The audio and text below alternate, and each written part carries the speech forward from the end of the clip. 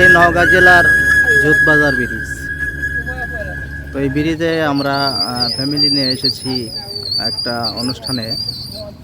তো আজকে আমরা এখান থেকে পাড়ি দিয়ে যাব একটা দাওয়াতের অনুষ্ঠানে।